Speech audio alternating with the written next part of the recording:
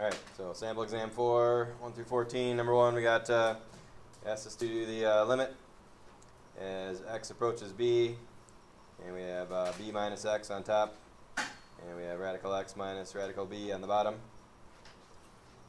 Alright, so ultimately here, if we try to put a b in here and do the direct evaluation, we're going to get b minus b on the bottom, or radical b minus radical b, that is, and we'll get 0 on the bottom, which is not okay, obviously.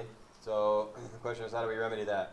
Well, and you might also recognize that it looks very much like a derivative, possibly, except for the different part with the derivative here is that we should expect that this part be on top and this part be on the bottom, and also the subtractions to be the other way. So we might be able to relate it to a derivative, but also, again, just in terms of limits in general, the direct evaluation part, if we put a b in there and we get an answer, then that's the answer. True? But like I said, the b doesn't work in this case. But if we try to manipulate this expression a little bit by, let's say, multiplying by the conjugate, which would get the radical off the bottom, maybe that will do something for us. Let's find out. On the top, we still have b minus x times radical x plus radical b. Okay. And on the bottom, we would have, if we do radical x times radical x, okay, that's going to be x. And the inside and outsides are going to give us negative radical bx and positive radical bx, which we cancel. And then these two would give us minus b. Alright, so now the question is, can we take the limit now? Can we put a b in here at this point? Yeah. Well, if we did, we'd still have b minus b. We'd have 0 on the bottom still, wouldn't we? So, no is the answer. Okay, but what could we do with this and this? I mean, ultimately, those two would cancel, but they wouldn't cancel out and be 1 and 1. They'd be 1 and negative 1. They're not the same, but they're opposites. So ultimately, we'd have negative 1 times radical x plus radical b as our result. We cancel those two out. And now, can I put a b in there? Sure. And I'd have negative 1. And then radical b plus radical b would be 2 radical b. So ultimately, it would be negative 2 radical b would be the result, which would correspond with letter A.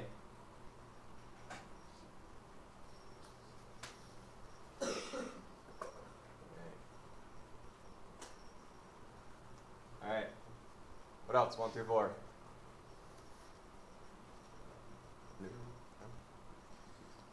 And 2, it says the equation of the line tangent to the graph of y equals cosine x plus tangent 2x at 0, 1. So again, we're just writing the equation for the line tangent. So that means that we're going to write an equation for some line. And we know the point in question, so it's going to be y minus 1 and x minus 0. We know that. And ultimately, we need the slope. Well, we know the slope is going to be from the derivative, so the derivative of cosine is negative sine. The derivative of tangent we know is secant, so it would be 2 secant squared 2x. The derivative of the tangent is secant squared. 2 out front because we have to multiply by the derivative of the argument, which is 2 here. It's a chain rule problem. So with that being our derivative, we need y prime at 0, so negative sine of 0, and then 2 secant squared of 0, if you will. Alright, so we know sine of 0 is 0. Secant squared of 0 is 1 over cosine squared of 0. We know cosine of 0 is 1. And if we square 1, we'd get 1. So we have 1 over 1 here. And keep in mind that's all multiplied by 2. So it would be 0 plus 2. And with that said, our derivative would be 2. And that would be our answer. And they don't have it in point-slope form. They have it in slope-intercept form. So if we go 2x on the right-hand side, we add 1. We get y equals 2x plus 1, which matches up with letter B.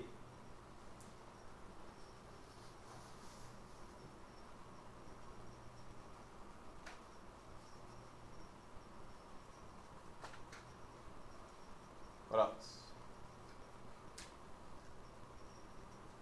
1 through 4.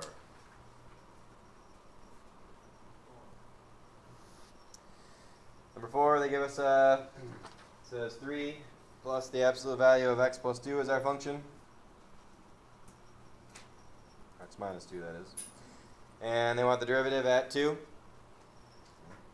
So bottom line here is that we don't have an algebraic way to find the derivative of an absolute value, but we know ultimately that its shape looks like this. So really, how many options are there here? that would make any common sense? There's two options. It's either going to be 1 or -1. Depends on where we are. Right? This is translated, though. It's translated 2 to the right. Keep that in mind, right? Because of this right here. So if we go 1, 2, okay, and we have that, and actually we do have a third option, because if it's at the point, then it's going to be what? It's going to be does not exist. It's either going to be -1, 1, or does not exist. And since it's translated 2 to the right, and they want the derivative at 2, we would say it does not exist. So therefore it should be letter E.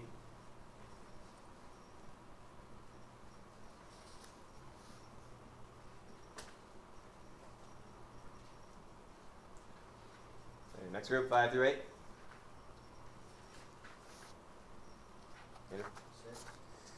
And number 6, we have says that the position of the particle on the x-axis at time t is ln t. So ultimately we have a position function, that's ln t, time greater than 0 it says. So it says the average velocity of the particle on time 1 to time e is what? Okay, remember, average velocity, right, is just the change in position over the change in time. Okay, average velocity is the change in position over the change in time. Okay. So ultimately, if we take our x equation and we find the 2 points that are the endpoints here, we just got to find the slope between them.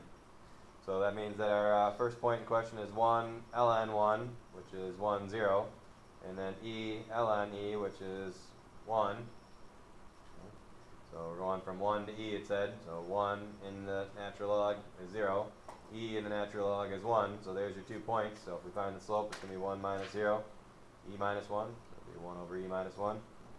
Should be letter C.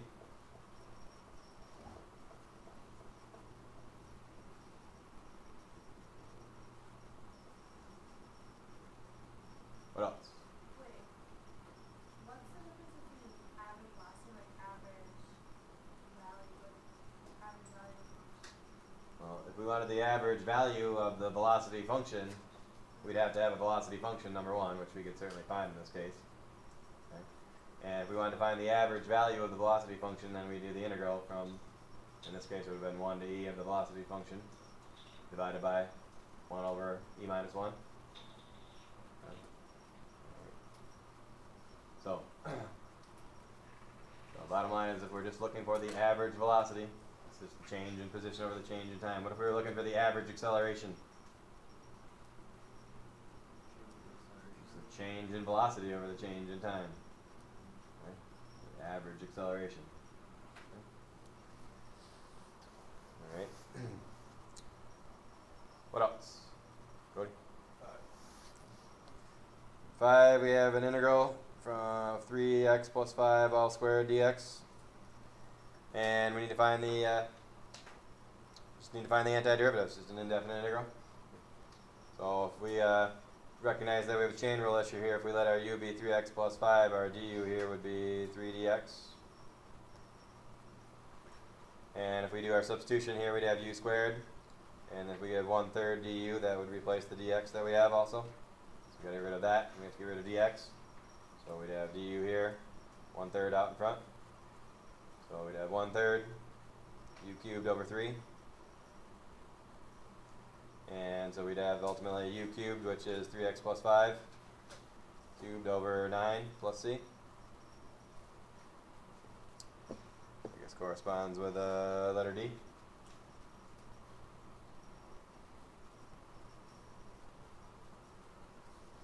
What else?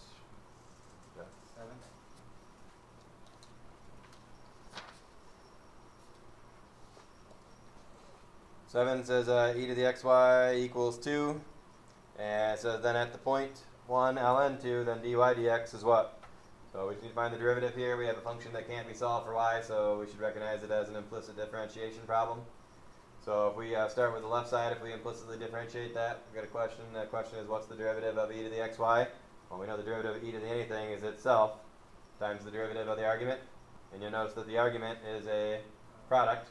So first times the derivative of the second plus the second times the derivative of the first would give us that. On the right side it would be 0. Derivative of 2 is 0. Alright, and if we distribute here, we're going to get x e to the xy dy dx. plus y e to the xy. Distribute that e to the xy. And then if we move the other piece on that side, it doesn't have the dy dx in it, we'd have as such. So we'd have dy dx over here, we'd have negative y e to the xy over x e to the xy. At that point, those two could cancel. So we simply have negative y over x. And our derivative at the point 1 ln 2 is the question, right?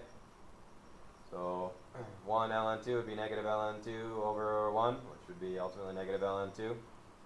And you notice that that does correspond with one of our choices.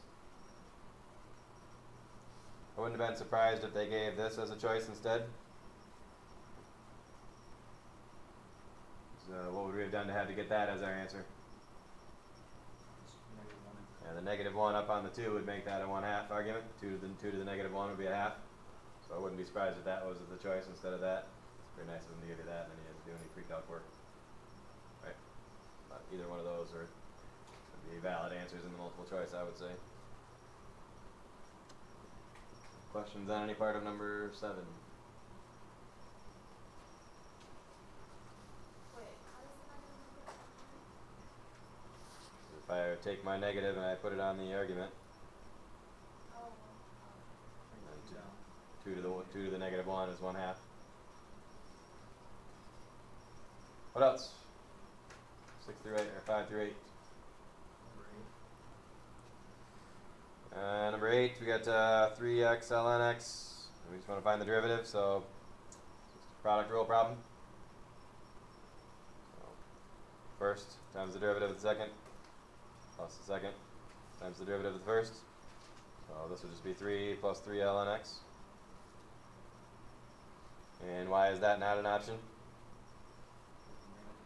This is what they do with the 3. They put it where? Just like I showed in that previous problem, you put it on the argument. That's what makes it A.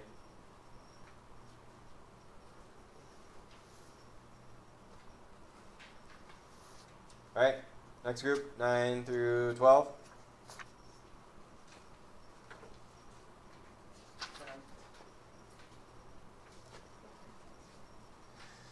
Number 10, we got a region in the fourth quadrant closed by the x-axis. And the curve x squared minus 2kx. K is a constant. The area of the region is 36. What's the value of k? So bottom line here is if we have x squared minus 2kx, if we were to factor out an x, we'd have x minus 2k here. And so our zeros would be 0 and 2k. And we know that 0, 0, we know it's a parabola that opens up, so somewhere over here we're going to have the other 0, so essentially we're going to get that. So this right here would be the region in question. And again, 0 and 2k would be the two x-intercepts here. And we know that the area here is equal to 36, it says. So it says let R be the region in the fourth quadrant, which we have here, closed by the curve in the x-axis. K is a constant. The area of the region is 36, and we want to know, again, what is the value of k.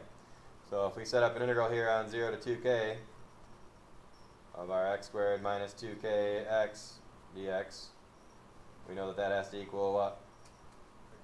We know that has to equal 36. Now, one thing that you need to be careful here with the signs is really when we do this, this is actually going to equal not 36, but negative 36.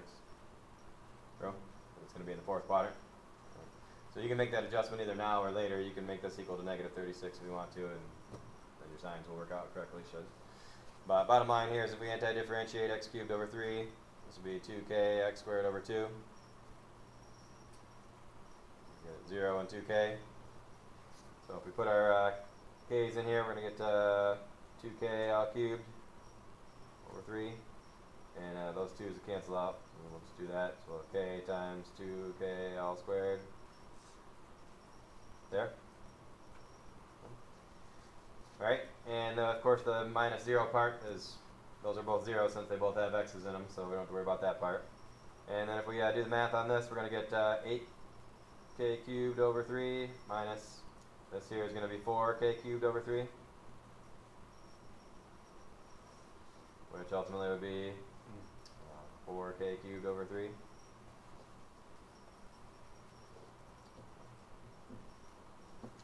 Alright, and that would equal 6.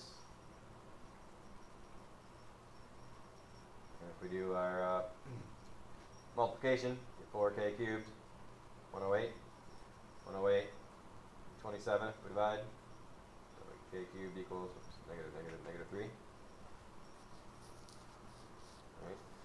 Now you'll notice that that 3 and negative 3 are both answers here. So let's make sure that that works, that it's actually negative 3 instead of positive 3. Okay, or is it 3 or is it negative 3, I guess is the issue. Alright, so bottom line here is if we were to put our k back in there, I guess if we looked at putting our k back in there as negative 3, we would have x squared plus 6x would be our original equation. Alright, and again, if we were to factor, we'd have x here, and then we'd have x plus 6 in the parentheses. Then at this point, wouldn't our zeros be 0 and negative 6? Is that what we want? No, we don't want that. Okay, so since we don't want that, then can negative 3 be the right answer here? So ultimately, what is the right answer then? It would be positive 3. That would give us the right zeros at least. So ultimately, we don't necessarily need to make that negative. We can just leave it at positive. But again, just check your answer for common sense in any capacity, because ultimately, again, if I had negative 6, that means it would be ultimately be in the third quadrant over here. We don't want it to be in the third quadrant. We want it to be in the fourth. What's that? They said it was in fourth too. Right. So therefore, that negative one wouldn't have made sense in there, right? Like, how'd you get the, you got the 8k cubed over 3 minus the 4k cubed over 3? Oh, you know what? That's, yeah, how'd you get that over 3 or something? I don't know. Shouldn't have. Ultimately, it would be 12. This would be negative, and I guess my negative would have worked, and then in that case, then because that would have been negative, that would have been negative, negative, negative, and this would have been negative here, so then it would have made that one positive. Yeah. So, yeah, because this would be 12k cubed over 3. It would be 8 minus 4, or 8 minus 12 would be negative 4. And that negative would have worked out that way. But again, whether you did it with a negative or positive, when you got down to the end of this, just make sure it makes common sense. And especially if they're both answers are there, 3 and negative 3. Okay? Just make sure that, again, negative 3 would have put the 0 over on this side. We know that that's not even the right function. What else through 12?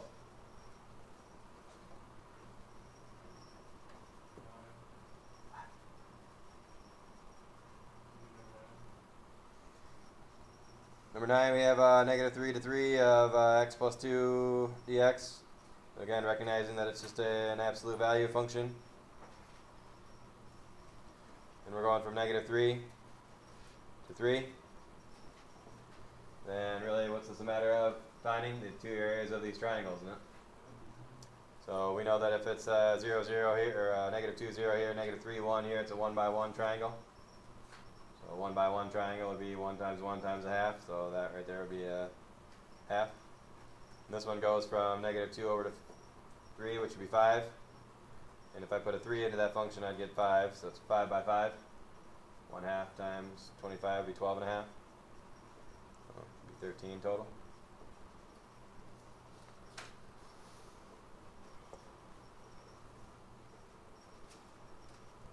What else through 12?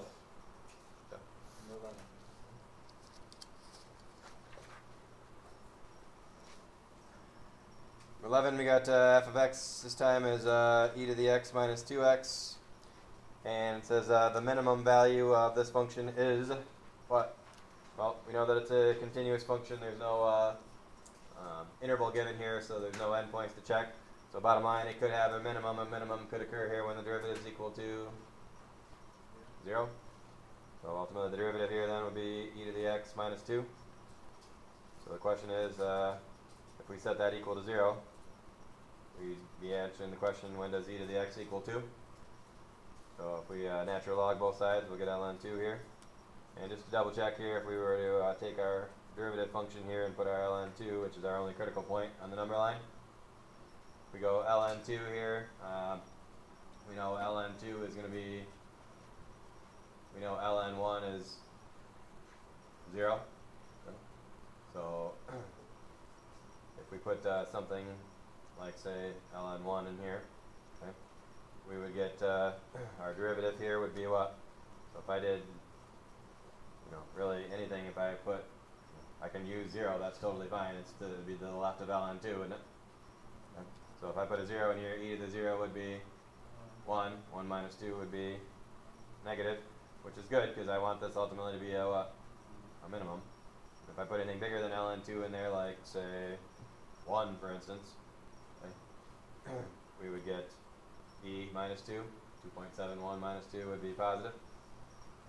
So therefore, question though, remember, is not ln 2. So if you chose A, that's not the minimum value. That's the location of the minimum. But we don't want the location, we want the value. So where does this ln 2 have to go? It's got to go in here. So if I go e to the ln 2 minus 2 ln 2, e to the ln 2 is just 2. So it would be 2 minus 2 ln 2, which ultimately would be, that would correspond with letter D. Factor a 2 out of that.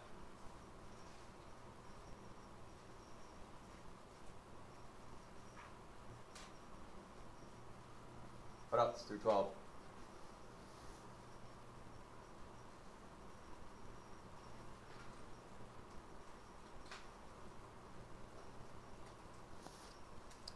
Okay, last two, 13 or 14?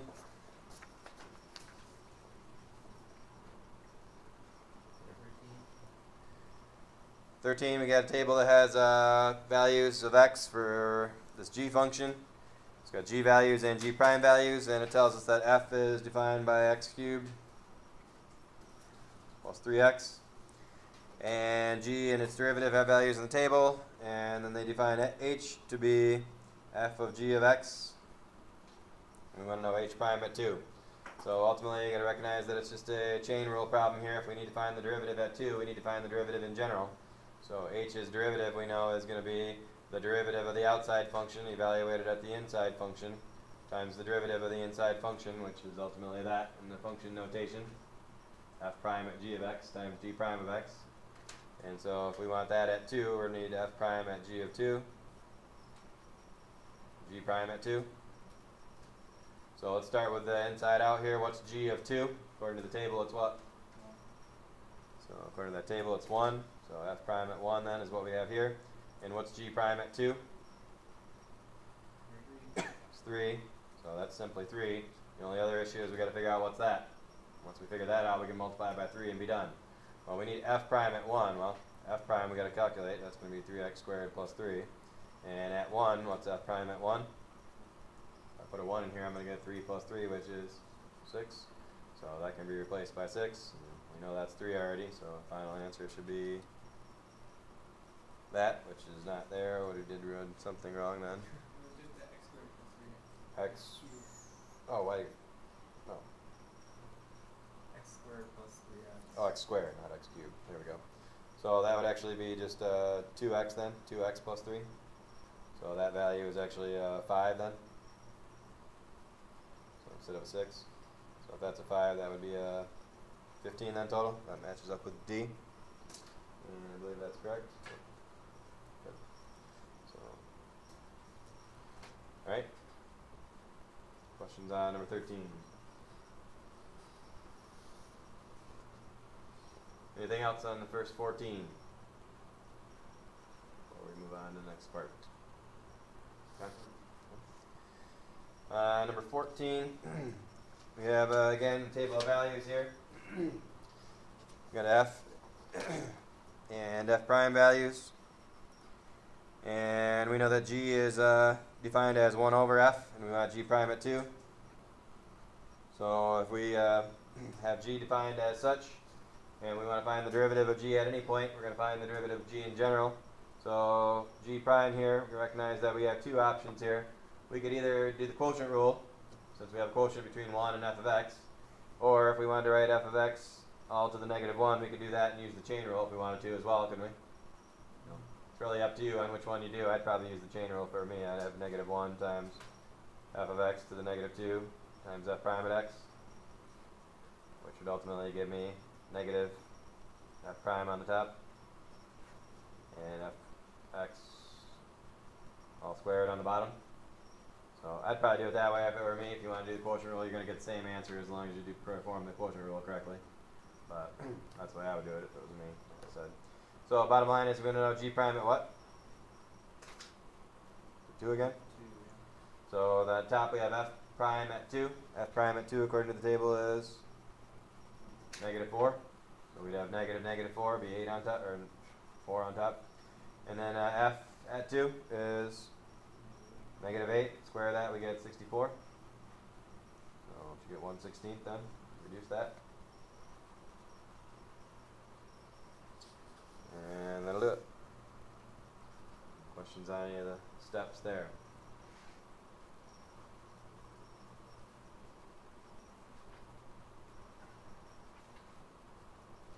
Anything else on the 1 through 14 parts?